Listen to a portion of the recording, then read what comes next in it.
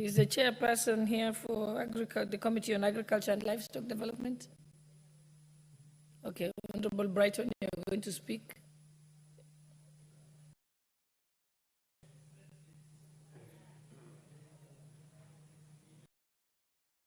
Give him the mic.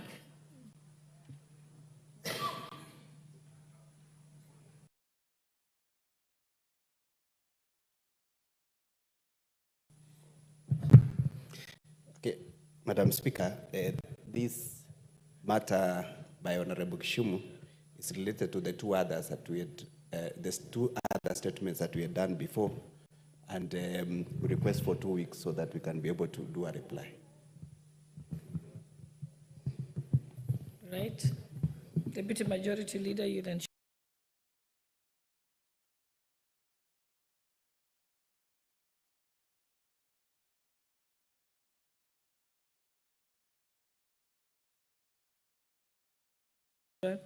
That it goes to the desk of the Agriculture Committee. Next, we have a statement by the Honorable Francis Sigay, member for Sotik.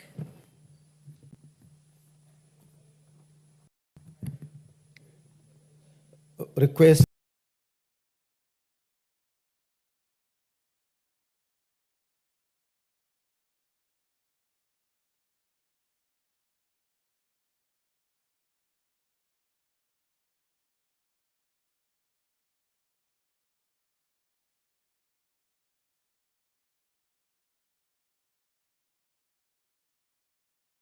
a statement regarding the status of construction of Jeborge Junction, Kiwastu Road, and Sotik Silala Road.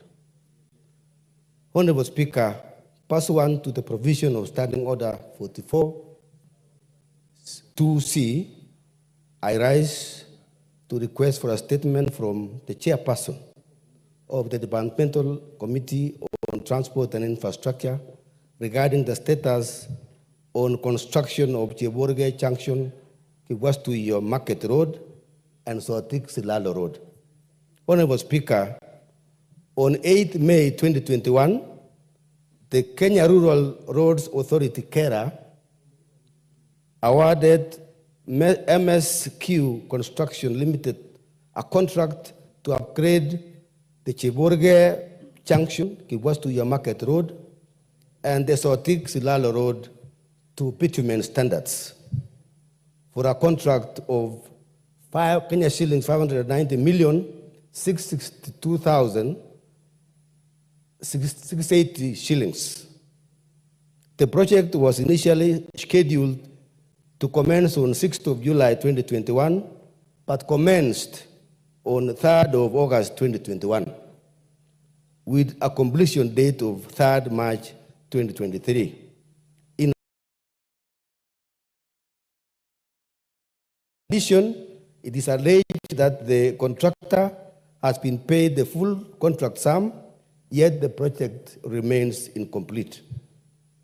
The excruciating delay in completion of upgrading of the road has severely impacted businesses in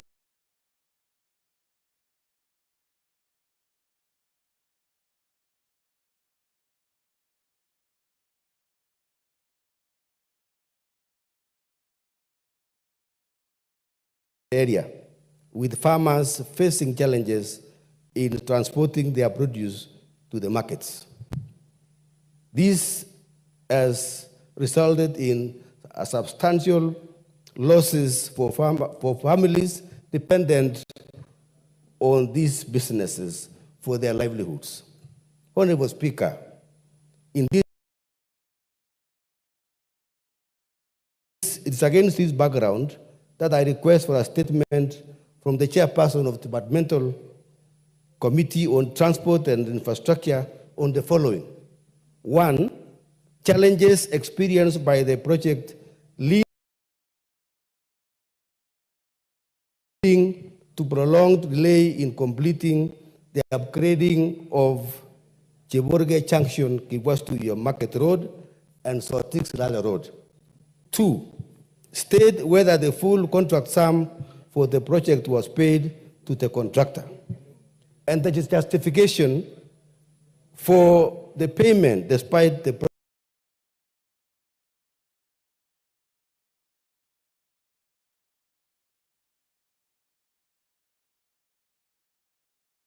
being incomplete. 3, an update on when the contractor will resume the works and expected timelines for completion of road, considering that the Sotrix-Ilala road is impassable. And 4, the measures being taken by the ministry to ensure that value for the money is obtained with respect to the project without causing significant inconveniences to the locals, and alternative measures for the impassable section of the road. I thank you, Honorable Speaker. Thank you. I think that should be marked to the departmental committee, the Committee on Transport and Infrastructure. Is there a member here?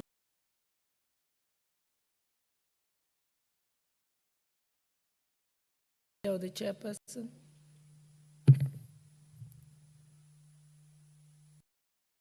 Again, Deputy Majority Leader, I will leave that to you. Okay. All right. Okay, now let's go to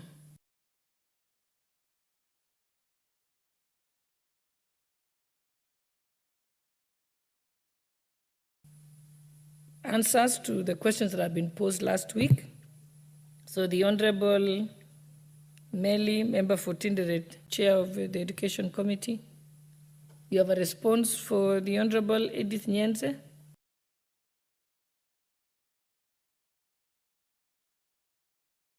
MP for Kitui West. Thank you, Madam Speaker. Madam Speaker, the Honorable Edith Nyenze, as per Standing Order 44.2c on 21st of August, requested for statement on the employment status of P1 teachers who upgraded their education with a view to being absorbed as junior secondary school teachers. Honorable Speaker, the issue raised by Honorable Nyenze is an issue of national concern to the teachers of this country, especially those who upgraded with the intention of going to implement as part of the retooling of the CBC. In response to that particular statement, Honorable Speaker, I did transmit the question to the concerned government agency, the Teacher Service Commission, who actually gave me the document that I have, and I will actually do, I'll skim through the document, Honorable Speaker. Thereafter, I'll hand it over to Honorable Nyenze to go through it, and if there are any further clarification, you will actually seek them later. The Teacher Service Commission responded as follows to the issues raised in the statement. That there's the report on the policy framework when TSC directed P1 teachers to upgrade their courses. This is a policy paper on why the Teacher Service Commission directed P1 teachers to upgrade. With the introduction of the competence-based curriculum,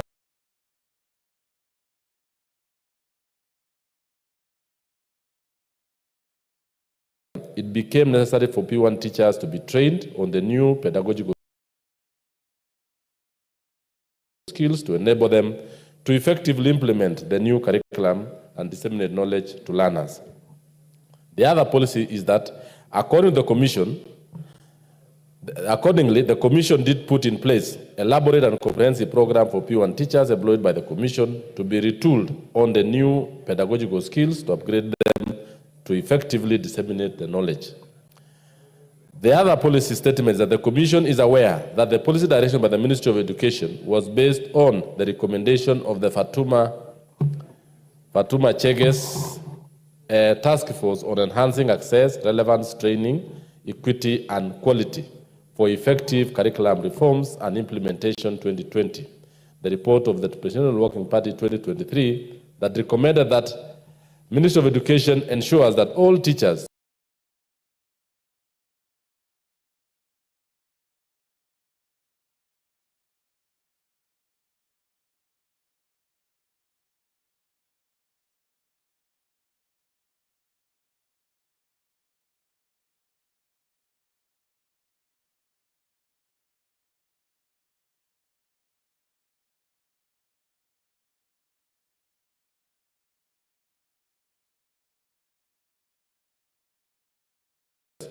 who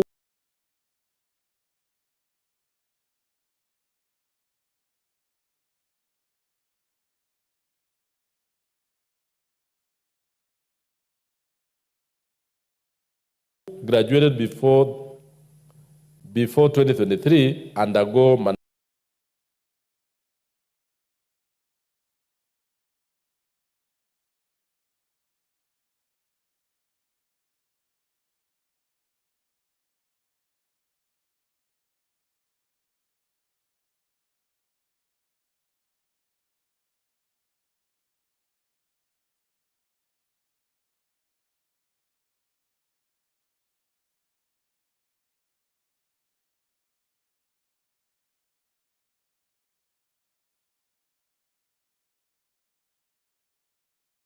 1-year retooling and upgrading program to align with the new curriculum.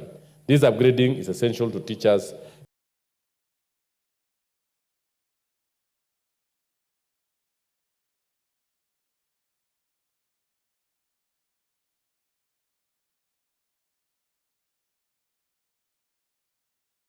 to acquire proficiency in CBC implementation.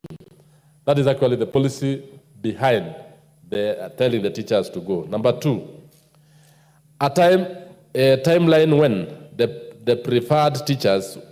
Question 2 was, she asked that a timeline of when the referred teachers will receive certificates for the diploma courses they pursued. That's the question asked by honorable member. Noting the upgrading program for P1 teachers who are not yet employed by the commission, the timelines may be provided by the Ministry of Education, who coordinated the program. Madam Speaker, the providers of the diploma training, and I think this is where the teaching and training of the teachers took place, was in the primary teachers training colleges, which the Teacher Service Commission indicated here is actually the preserve of the Ministry of Education. In so doing, I also went ahead and asked the ministry to really give us, and that is something which I did as a chair, to give us the timelines under which these certificates are supposed to be issued. And I think that is a supplementary question which the Ministry of Education needs to give on this. On question 3, she sought an explanation as to why the Commission is yet to prioritize and consider P1 teachers whom it advised to augment their education for purposes of absorption as JSS teachers. The Teacher Service Commission indicated on that question that in the wake of CBC, it became pertinent for P1 teachers to be retooled on the new pedagogical skills to enable them to effectively implement the new curriculum. Accordingly, the purpose of retooling the P1 teachers was to effectively equip them to better teach CBC at the primary level and not at the JSS level. That is, the P1 is supposed to teach the CBC in grade 1 to grade 6, not at the JSS. Number 7, to this end, the course content of the upgrade in Diploma Primary Education Program is designed specifically for primary education to improve quality teaching and in the primary. Additionally, the career pathway for teachers teaching at JSS is that of secondary school teacher, distinct from P1 teacher at the primary school level. Hence, the upgrade was not intended as a pathway for P1 teachers to be absorbed into JSS. The fourth question was the steps taken by the Commission, or what steps has the Commission taken to ensure that P1 teachers who upgraded their education are absorbed in the rightful job grades. Honorable Speaker, this is a question which is asked by every teacher who was upgraded, even in my constituency and even in the country at large. Teachers are asking, we have been retooled. We are no longer the P1 certificate. We have gotten a diploma. The Teacher Service Commission has made the following statement, that the upgrade in Diploma Primary Education Program is meant to equip P1 teachers with the required pedagogical skills to implement CBC at the primary school level. These teachers, once employed, are posted to public primary schools. In view of the upgrading program and the ongoing certification by NEC, the Commission will commence the review of its career progression guidelines for purposes of grading such teachers. Actually, this particular statement, Madam Speaker, is actually not indicating when these people will be paid for the opportunities forgone. So it has actually said that they are going to look at the career progression guidelines for purposes of grading for the upgrading of the teachers. This is the statement, and I've just gone through it. The whole statement is actually bulky, and it has indicated every other aspect that Honorable Nyense has asked. I thank you, Madam Speaker, and I shall actually be able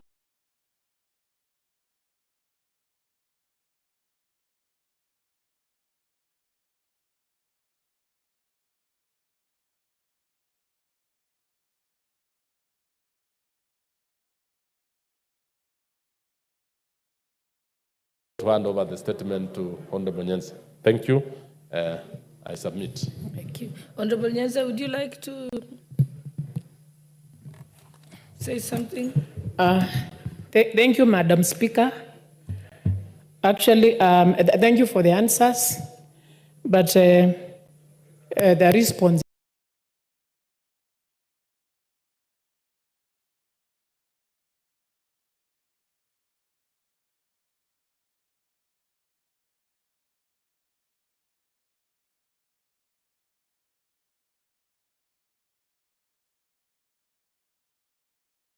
is not satisfactory. And this is because the Commission actually identifies the teachers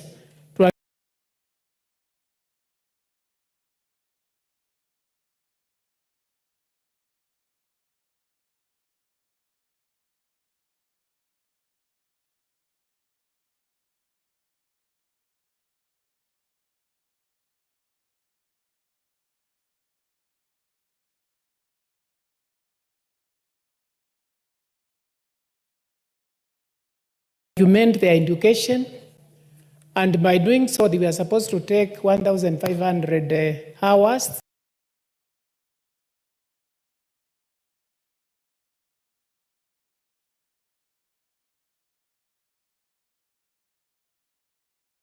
Which is roughly 9 months. They went for that training. They actually paid some money, that is tuition fee, and also spent a lot of time leaving their families. But after that,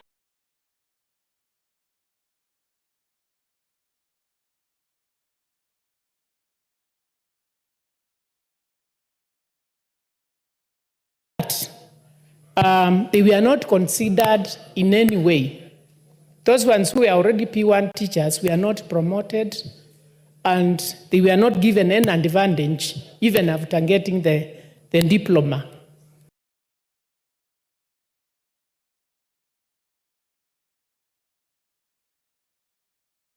The other teachers, P1 teachers, are still being retooled even now, but after they go for that training, they are reimbursed and they have the advantage of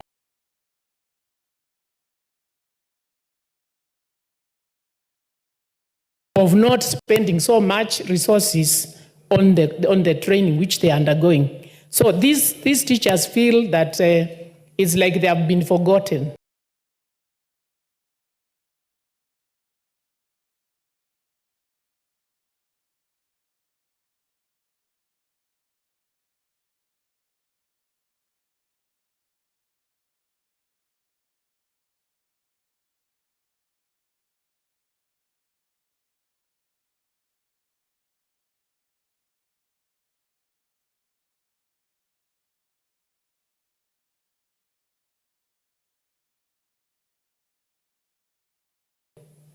Those ones who got the diploma and we are already P1 teachers, we are not taken to teach in the junior secondary, even though the response says that they were being trained to be in primary school section, the CBC, but still we don't have adequate teachers in the JS. You have our O class, you are given an O class. Maybe you are trained as a mathematics teacher, and you are supposed to even teach history, you are supposed to teach CRI in that class. So there's still, this education is still wanting as far as junior secondary is concerned. And the Commission, the reason why they came up with this diploma course was that these teachers were supposed to teach in the junior secondary after being upgraded. The other disadvantage is some of them who were not employed went for that training, spent more money, thinking that they will be observed in the teaching service, in the teacher service commission. But they've not been employed even after getting the diploma. So the response is not satisfactory at all to those ones who are upgraded, because they have no advantage over the others. Thank you, Madam Speaker.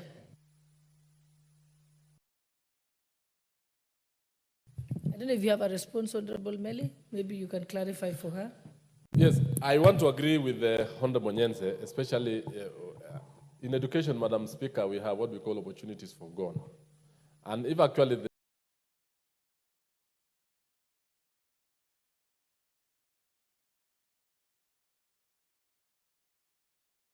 Teacher Service Commission directed that the teachers go and upgrade, they got a diploma certificate, and now they are back, and there is no advantage gain. Yet they have gotten the skills, they have gotten the pedagogical and the know-how. I think they really deserve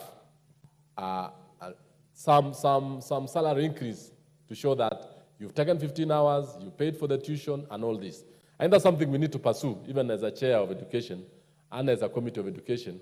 We really need to pursue that so that at least these teachers are compensated adequately for the acquisition of the new skills and similarly for the time they have taken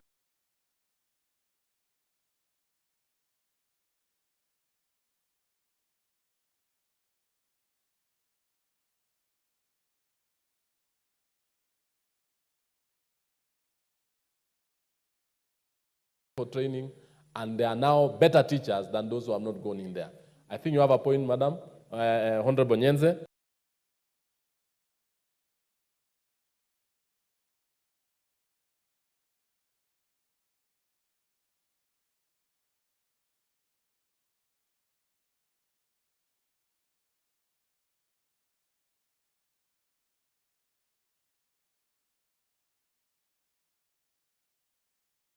And I think, Madam Speaker, I will really pursue that. Thank you. Thank you very much. And now let's proceed to the answers by the Chair for the Committee on Health, Honorable Pukose. Or did he, has he nominated somebody to answer to the question by Honorable Rehab Mukami, member for Nyeri County? I thought I'd seen Honorable Pukose here. And then there's also another second question to be answered by the chairperson of the Committee on Health, Honorable Pukose, which was sought by Honorable John Mukunji, member for Manyata. Did Honorable Pukose assign anyone? Okay, I think we'll pass those two and then move them to another time. So we can move to the next order.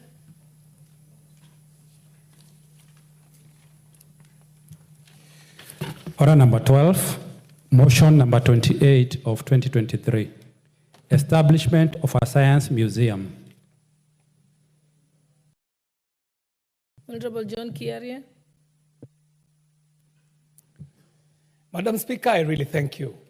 And I want to motion that aware that Article 11(2)(b) of the Constitution provides that the government shall recognize the role of science and indigenous technologies in the development of the nation, and further aware that the Vision 2030 provides for the integration of information, communication, and technology in the country's transformative agenda, and concerned that there exists no science museum for the consolidation for consolidating indigenous scientific and technological innovations, training and research purposes in all of the East African region, and appreciating that the integration of science and technology would greatly enhance Kenya's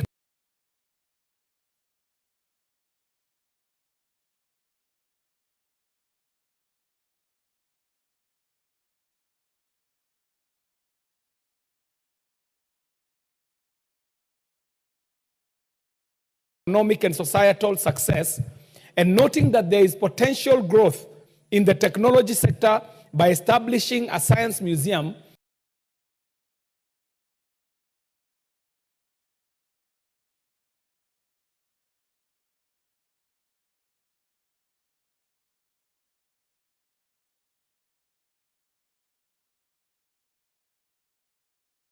and further plays a key role in progression of science,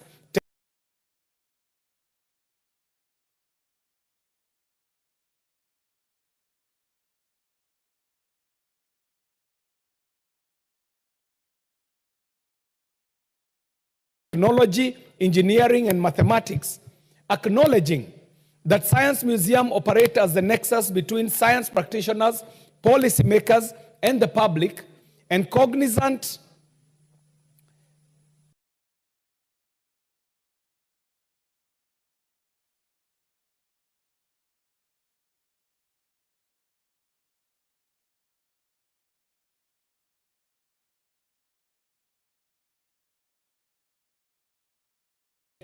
of the fact that a science museum in the country would greatly impact on the economy of the country in the quest to become an industrialized nation, now therefore, this House resolves that the national government, through the relevant ministries, establishes and operationalizes a science museum in the country.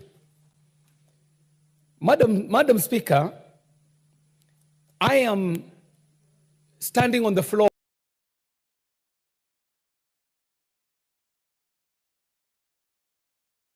this House in the year 2024 and asking this House to agree with me that we should urge the government to establish a science museum in Kenya, and this will not be just the first science museum in East Africa.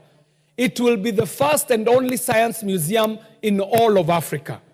Madam Speaker, a science museum becomes something important for a nation like us that has espoused in its guiding documents, starting with the Vision 2030, Madam Speaker, which says that we endeavor to be a knowledge-based economy.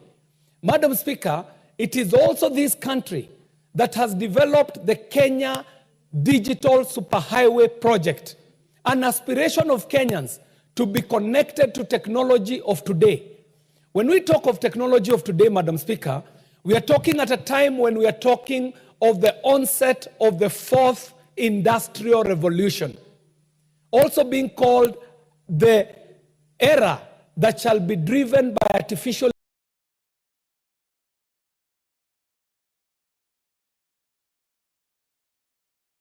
intelligence. Madam Speaker, we are seeing technologies like blockchain technology, the internet of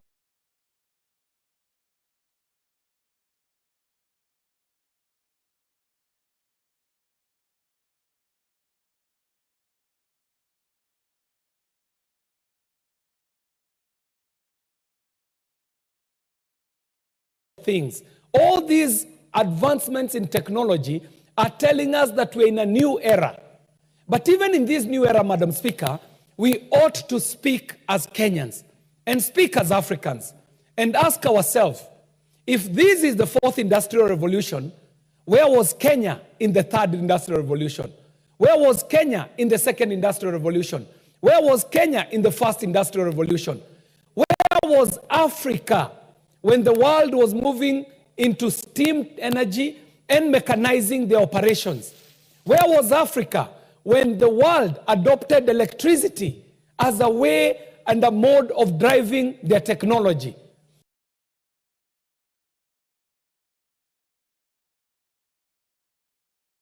Where was Africa when we were moving into microchips in what was called the dot-com era or the third industrial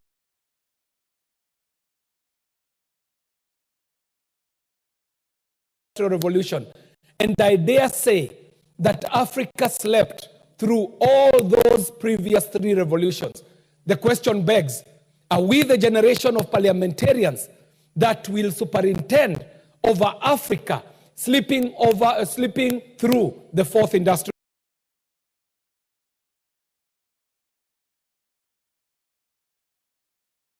revolution? Madam Speaker, today, the world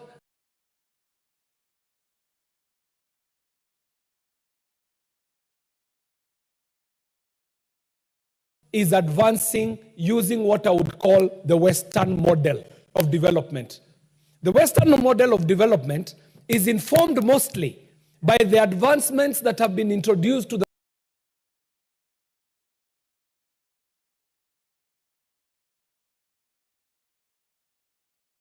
world by the British Empire when they were able to conquer the world to a point where it was said that the sun never sets on the British Empire.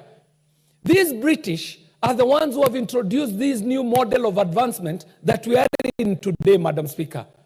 But if you approach the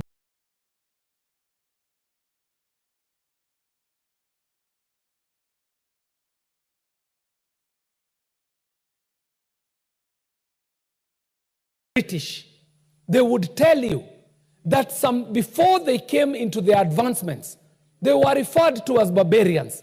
If you ask the British,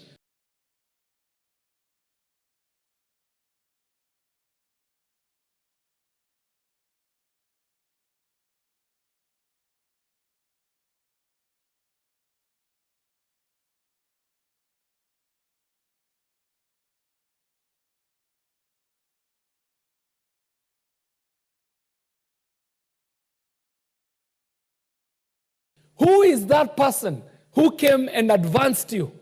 They will tell you that all the knowledge we have, we got it from the Romans. You will approach the Romans and you shall ask the Romans, where did you get the knowledge that you pride yourself in? And the Romans will tell you all the knowledge that we have,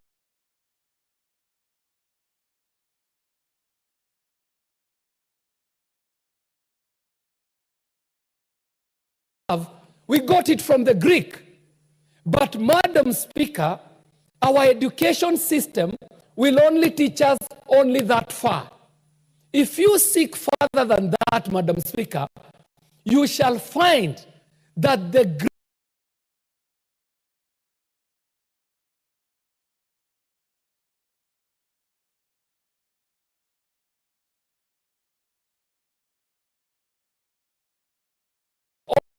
all the knowledge that they have from Africa, Madam Speaker, that those people that we celebrate, those people that we call the Pythagoras and the boys, Aristotle, Socrates, and all these very famous people who are said to be the fathers of the disciplines of knowledge that we practice today, the fathers of psychology, the fathers of philosophy, the fathers of chemistry, the fathers of all these advancements that we talk about in education today, if they were honest to you, they will tell you that they came to Africa and found very advanced universities. In North Africa, we know of the universities that were in Egypt. In West Africa, we know of the great advancements and civilizations and libraries that were in Mali. Where we are, Madam Speaker, around the Habesha region, also known as Abyssinia, but actually the Kush kingdoms, we had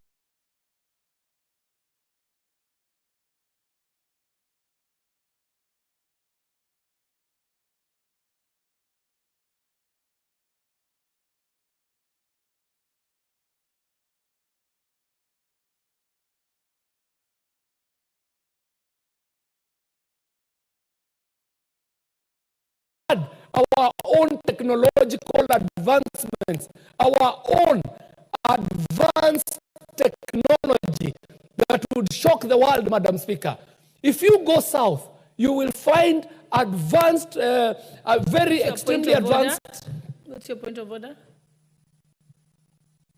He's still moving his motion. Yes, Madam Speaker, I want to inform my colleague, who is my good friend, about the Greek philosophers, the Aristotle, the Plato. Majority of them, they never went to Africa, but we acknowledge Pythagoras' theorem. came from Egypt.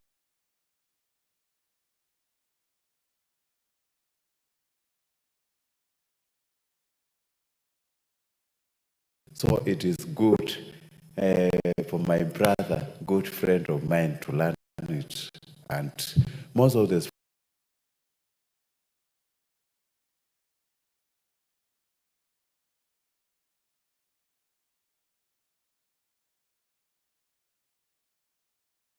never visited Africa before Athens moved towards democracy. Thank you, Madam Speaker. I'm sure you're so informed. You may proceed. Madam Speaker, that is a point of argument, and I wish that the Honorable CNN would wait for me to move the motion so that he can bring up this argument. But if you are patient enough, I will take him to class and let him know that I am speaking from a point of fact, that all these advancement that we call the Greek foundational knowledge was actually stolen, pilfered, borrowed from Africa. Madam Speaker, there is a great city in North Africa